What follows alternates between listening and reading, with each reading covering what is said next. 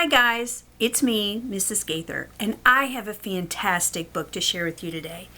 It's by James Herriot and it's called Cat Stories. This isn't a new book, but if you love cats or if you've had a special cat in your life, you would love the stories in this book. These are short stories that talk about some of the cats that were in James Herriot's life. And you might recognize his name as the creator of, the book All Creatures Great and Small, which has been made into a movie and a mini series at least a couple of times.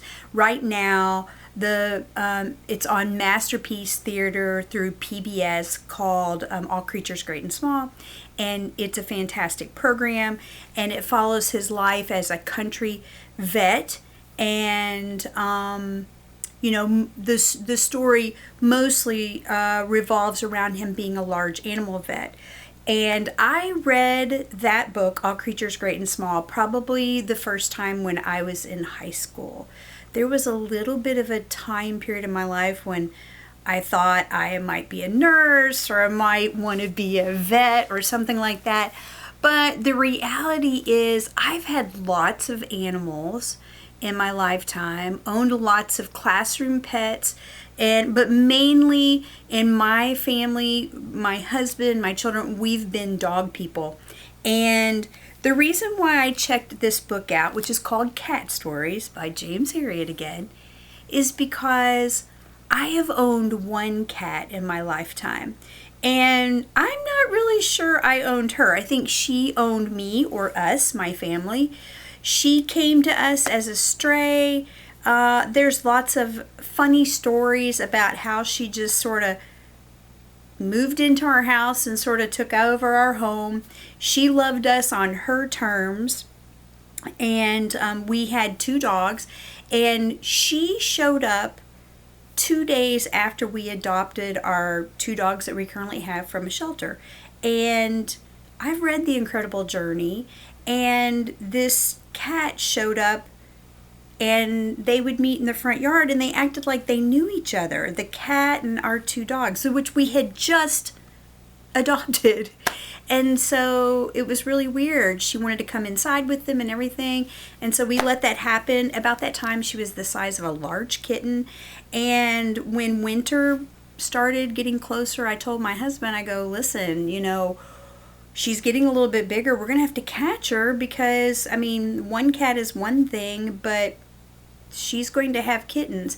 And so there was this elaborate scheme to, coax her closer and closer until I could finally, catch her and put her in a carrier, which I borrowed from a friend, only to take her to the vet, have them put her under for her operation to find out she had already been fixed. And so then became this saga of where we thought maybe we stole a neighbor's cat, that kind of thing.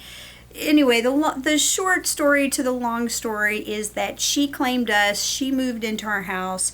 She lived inside with us, even though she was always kind of a wild cat. She did let us touch her and love on her, but it was always on her terms. She was never the kind of cat where I could pick her up and hold her or anything like that. She went out every day, but she also came home every night. She had a little posse of cat friends that would show up at our house, and if we were watching and she couldn't see us, she would just have fun and play with them out in the yard. But if we came out and she knew we were around, she'd like scare everybody off. It was the craziest thing. So anyway, it was such a surprise to us where after Christmas this year, she just started acting like she wasn't feeling good. And come to find out, when I finally was able to catch her and take her to the vet again, she had a whole lot of things wrong with her. And it was really the saddest thing. And even I was surprised at just how attached I had gotten to her. Now, I always called her Kitty, but since we had just adopted Bert and Ernestine from the shelter, we gave her the official name. Her formal name was Lady Grover. One of our sons always called her Lady Grover. It was really hilarious. But informally, we always referred to her as Kitty. She basically took over our home. We built her an apartment upstairs when our kids moved out. When people moved back during COVID, she just maintained her little apartment space up there, which was crazy. And anyway, so she's no longer with us. And so in a tribute to Kitty, I checked out James Herriot's book called Cat Stories. It was absolutely fabulous.